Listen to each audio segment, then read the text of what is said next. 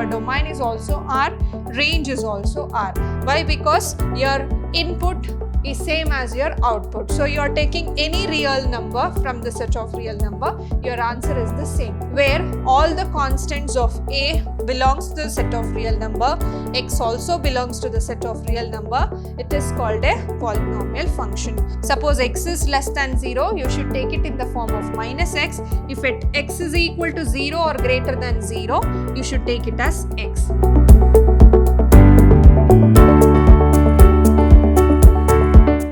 Hello everyone, a warm welcome to one and all. This is your Shruti ma'am lecturing in Vidhyaashram, the Temple of Excellence, Mysuru. Here in this session, we are going to learn about some standard real functions and their domain, range and the graph of those real functions. So the very first function we are going to discuss is the identity function. What do you mean by this identity function? A function defined from the set of real number to set of real number. The domain is the set of real numbers and it is defined to a set of real numbers defined by f of x is equal to x for all the values of x belongs to R. It is called as identity function. So when I say f of x is equal to x, so for every x, your image is also x. If I take f of 1, then the image is also 1. If I take f of minus 2, the image is minus 2. If I take f of 0.3, then the image is 0.3 only. That is the value of every real number. X belongs to R, you will get the same value. So hence it is called as an identity function. And coming towards its domain, clearly you can see your domain is also R, range is also R. Why? Because your input is same as your output. So you are taking any real number from the set of real number, your answer is the same. And coming towards the graph of the identity function, if you plot a graph on xy plane, you can see for 0 it is 0, for 1 it is 1, for 2 it is 2, for 3 it is 3. Similarly, for all the values it is same. So for all the values it is same here. So therefore, when you join, you will get a straight line. That is, the graph of the identity function is a straight line. And one more thing you can see here, it passes through the origin. The next function is the constant function. So it is also a function defined from the set of real number to real number, and it is given by f of x is equal to some constant for all the values x belongs to R. C is a constant. For example, when I take f of x is equal to some value 3. Here I have taken an example of f of x is equal to 3. Here 3 is a constant value. Whatever the value you take for x, any real number, f of minus 3, you will get it as 3. F of 1 by 5, you will get it as 3. F of root 2 is again 3. So for all the values of x, your image or your value of the function remains same, that is 3 only. Thus, when you plot a graph on xy plane, you will get a straight line which is horizontal to x-axis. Whenever this constant c, if constant c is greater than 0 means if it is positive, you get a straight line above the x-axis. If the constant is equal to 0, then the straight line coincide with your x-axis, and if the constant is less than 0, then you will get a straight line below the x-axis. So these are the conditions of your constant function. Now coming to its domain, your domain is any real number. So therefore the domain of the constant function is the set of real number, whereas the range is only C, because it contains only the element C in the given function. Hence, whatever the constant you have taken, the range is constant itself. Now for this example, your domain is the set of real number, whereas range is 3 only. Next, polynomial function, a real valued function defined from set of real number to set of real number by f of x is equal to a0 plus a1x plus a2x square plus etc. an to the power x power n, where all the constants of a belongs to the set of real number, x also belongs to the set of real number.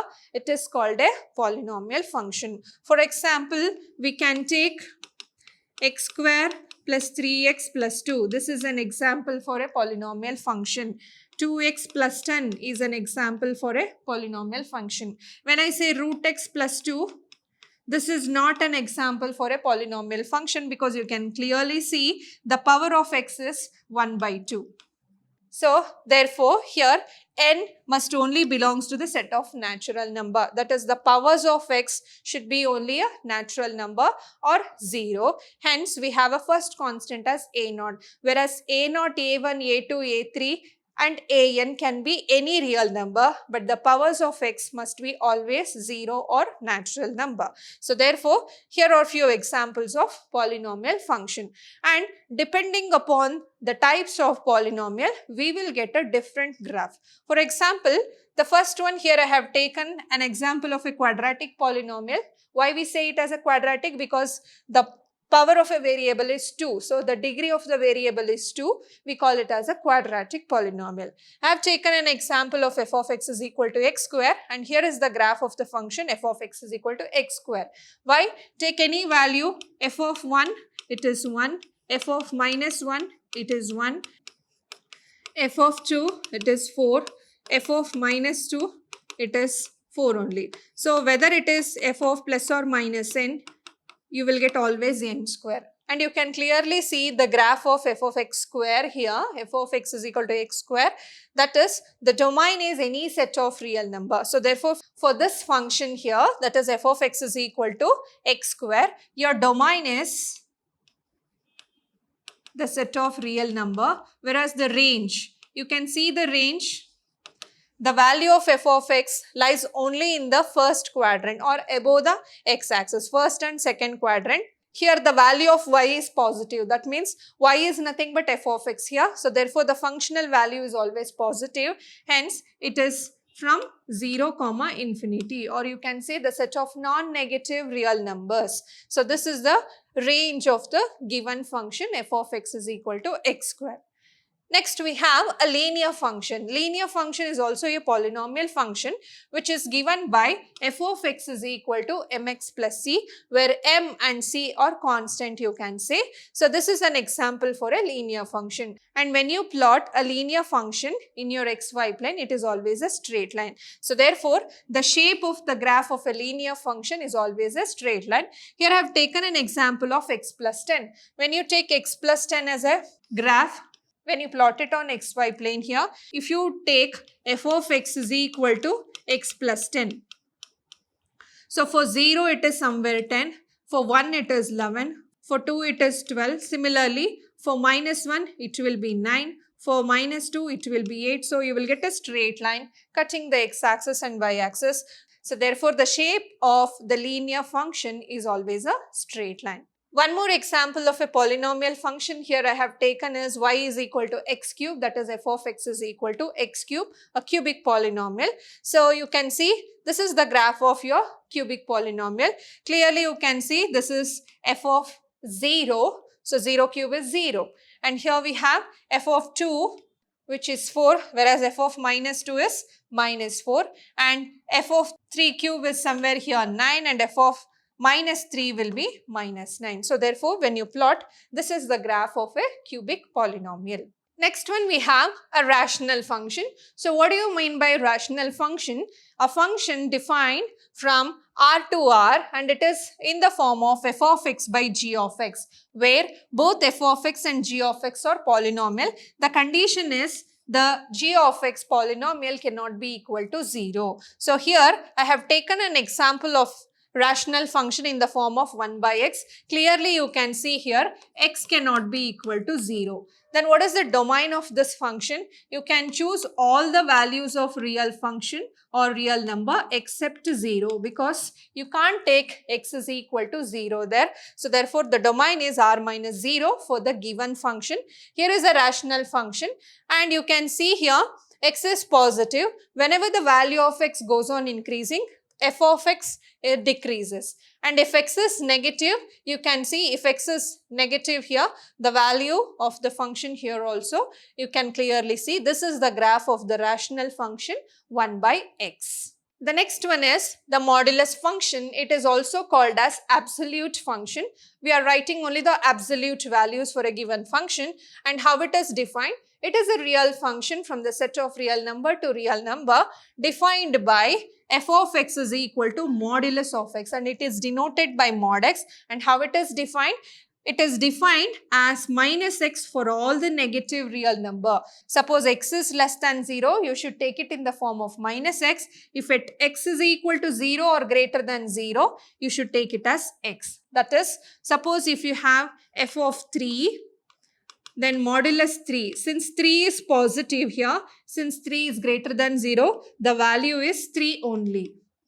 If suppose f is some minus 7. Minus 7 means clearly it is less than 0. When it is less than 0, you should write it in the form of minus x. Therefore, minus of minus 7 becomes 7. That means the function of a modulus is to make every non-negative real number to a positive real number. Whereas when it is 0, it is 0 only. That is, modulus of 0 remains 0. And other than any negative or positive real number, your value is only the absolute value, which is a positive real number. And coming to the graph of the modulus function, you can see here clearly for all the positive or negative real number. For 1 it is 1, for 2 it is 2, for 3 it is 3, for 4 it is 4. Whereas here for minus 2 it is 2, for minus 4 it is 4, for minus 6 it is 6. That is, for all the negative real number also, you will get only the absolute value, that is a positive value on y-axis. And you can clearly see the graph lies above the x-axis. That means your domain of the function can be any real number, that is r, but your range is only from 0 to infinity. That is a positive real number, or we can say it is a non-negative real numbers. And the graph of the modulus function always passes through the origin. You can see it is symmetric towards y-axis. Symmetric means exactly mirror image. When you take y as your symmetric line, you can clearly see these two lines are exactly mirror image to each other. Hence, the graph of modulus function is symmetric with respect to y-axis. It is passing through the origin and it is above the x-axis. Next function we have here, signum function. Signum function is a real function which can be defined from the set of real number to real numbers by f of x is equal to minus 1 for all x less than 0, 0 for x is equal to 0, 1 for x greater than 0. Or it can also be explained as mod x by x, where x is not equal to 0 and it is taken as 0 if x is equal to 0.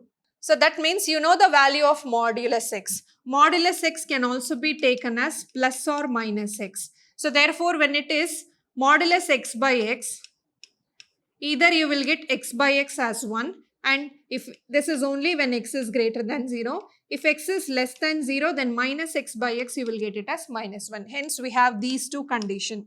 Therefore, whenever x is a negative real number, so you can clearly see whenever x is a negative real number, the value of the function is only minus 1 because it is modulus x by x.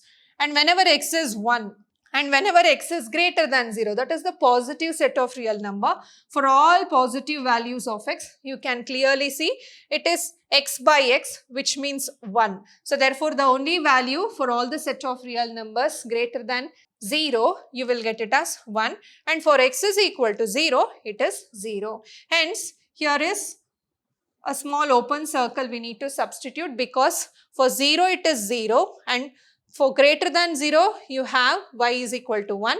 For less than 0, you have y is equal to minus 1. Thus, the set of real number will be the domain for this function, and the range is only minus 1, 0 and 1, because other than these three values, you will not find any values for f of x. Hence, the range of this function is minus 1, 0, 1. So, the next is greatest integer function. A real function defined from r to r, defined by f of x is equal to integral part of x. Assume that the values of the greatest integer less than or equal to x is called the greatest integer function. So now here, what does this represents here? So here, any number is given in the form of a decimal. For example, consider 1.2. So you need to write the integral part 1 plus the proper part of the function 0.2. Then the greatest integer function assumes the value less than or equal to x. That is less than or equal to x, and it must be only an integer. So when I say 1.2 here, the integer which is less than 1.2 is 1. So therefore, the integral part of 1.2 is only 1. So this is what the greatest integer function says. You should always assume the integral value which is less than the given value. Suppose when I have 1, then it is 1 only. Suppose if I have minus 1, then it is minus only. But when I have a number like minus 1.5, you can see the number line. So this is minus 1, this is minus 2, and here is minus 3. And minus 1.5 lies here, between minus 2 to minus 1. What is the integer which is less than minus 1.5? It is minus 2. So therefore, the value of minus 1.5 is minus 2. Therefore, you should always assume the integer which is less than the given value. This is the part of greatest integer function. So, looking at the graph here, you can clearly see here from 0 to 1. That is, whenever x lies between 0 to 1. Between 0 to 1 other than 0, like 0.1, 0.2, 0.3, 0.4 until 0.999, you can clearly see the values is only this, that is 0. The value that y takes is 0. And for 1, it is 1 only. For 1, it is 1. And whenever it lies between 1 to 2, the value of y is 1, because the nearest integer from 1 to 2 for all the decimal is only 1. So therefore, the graph lies like this, and at point 2, it is 2 only. So therefore, here is the point for 2. And again, whenever x lies between 2 to 3, the integral value is only 2. So that is why the graph is like this here. And for 3, it is 3. And for all the values from 3 to 4, the integral value is only 3. Similarly, here you can see for all the values between minus 1 and 0, minus 1 is the only integer which is less than these values. So therefore, it is minus 1 here.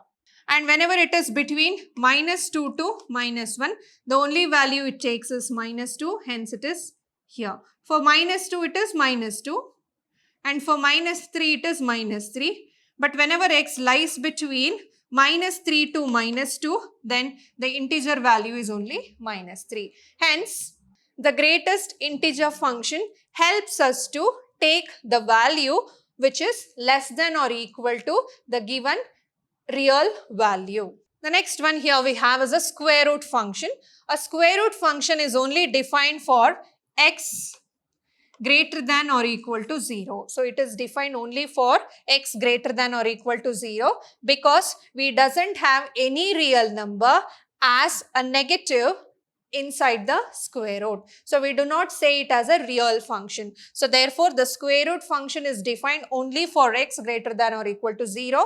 That is why the domain of the square root function is from 0, infinity. Any real number from 0, infinity. And hence the range also lies between 0 to infinity. Now, taking the square root of a 0, it is 0. Hence, you can see the graph of the square root function passes from origin. And as well as the x value increases here, the graph y also increases. So, therefore, you can clearly see it is above the x-axis. As value of x increases, the y value as also increases, and it passes through the origin. So, this is the graph of a square root function. Next one is exponential function. Exponential function is also a real function which is defined from R to R, and it is defined by f of x is equal to a to the power x. Here you can call a as a base and x as a power. So, and the condition of a is that a is always greater than 0, but it cannot be equal to 1. Hence, there arises two cases. That is, the first case is a can be greater than 1 and the second case is a lies between 0 and 1. The condition here, a must be greater than 0 but it cannot be equal to 1. So therefore there exist two cases. First case is a can lie between 0 and 1 and a is exactly greater than 1. And clearly you can see here I have taken a as a positive and depending upon the value of x here, that is a power x will have three cases here. The first case is whenever x is greater than 0, whenever x is equal to 0 and whenever x is less than 0. Since a is positive here, whenever x is greater than 0, it is always greater than 1. So whenever x is equal to 0, it is always equal to 1. We know anything to power 0 is always equal to 1. So this is the point we have here clearly. And whenever x is less than 0, whenever x is negative, you can see the value of a power x is less than 1. Here is the value less than 1. Hence, you can see the decrease in value whenever x is less than 0. And here in this case, you can clearly see three cases here also depending upon a to the power x. Whenever I say a lies between 0 and 1, clearly a is again a positive value. But what about f of x, a power x? Whenever x is greater than 0, whenever x is equal to 0, whenever x is less than 0. So when I say 0 to 1, 0 to 1, there are infinitely many real number. It can be many real number in terms of fractions or decimal. So whenever x is greater than 0, you can see the value is greater than 1 here. And whenever x is equal to 0, again it is equal to 1. So here is a point 0, 1. That is, whenever x is equal to 0, the value takes 1. So therefore, this is the point 0, 1. And you can clearly say as you go on towards right on the x-axis, that is, whenever x is positive, you can see the decrease in the value, that is a power x is less than 1 whenever x is positive, and clearly you can see the value of f of x increases with negative sign of x, that is whenever x is less than 0, the value of a power x is greater than 1. So these are the two cases of exponential functions. Now coming to the domain of an exponential function can take any real values for x. So therefore its domain is R, whereas the range is, you can see both graphs here, it is above the x-axis. Above the x-axis means your f of x takes only the positive values. Hence the range of exponential function is 0, infinity. That is positive set of real numbers. Next we have a logarithmic function. Logarithmic function is a function defined from the set of real number to real number, and it is defined as log x to base a. Here a can take the value of any real number except 1, and this function is called as logarithmic function. So here I say, when I say a not equal to 1, again here it exists in two cases. The first case is it can take a greater than 1 here. So that means a is greater than 1 means it's again a positive real number. Here also, now the first case is clearly you can see a is greater than 1 here. So that means your base is a positive real number. And you can see here, this is a point of intersection at x-axis. So this point is 1, 0. Now what happens at x is equal to 1? Clearly you can see three cases. When x is equal to 1 here, the value of y, that is y is nothing but log x here, the value of y is 0. And whenever x is greater than 1, whenever x is greater than 1 here, you can see the value of y increases. That means it increases from 0. Therefore, it takes the value greater than 0. And whenever the value of x decreases, so it decreases whenever it is less than 1. Clearly, whenever x is less than 1, you can clearly see the value of the function is decreasing. That is, it is less than 0. So this is for the condition a greater than 1. Now the same log function when it is between the range 0 to 1, because it is fine in the domain 0, infinity, that is set of positive real numbers. So when I say set of positive real numbers and the condition we have taken is a not equal to 1, with the case where a can lie between 0 to 1 or a is greater than 1. For a greater than 1, we have seen the following graph. Now, whenever a lies between 0 to 1, what happens? Clearly, you can see the point of intersection again. It is 1, 0.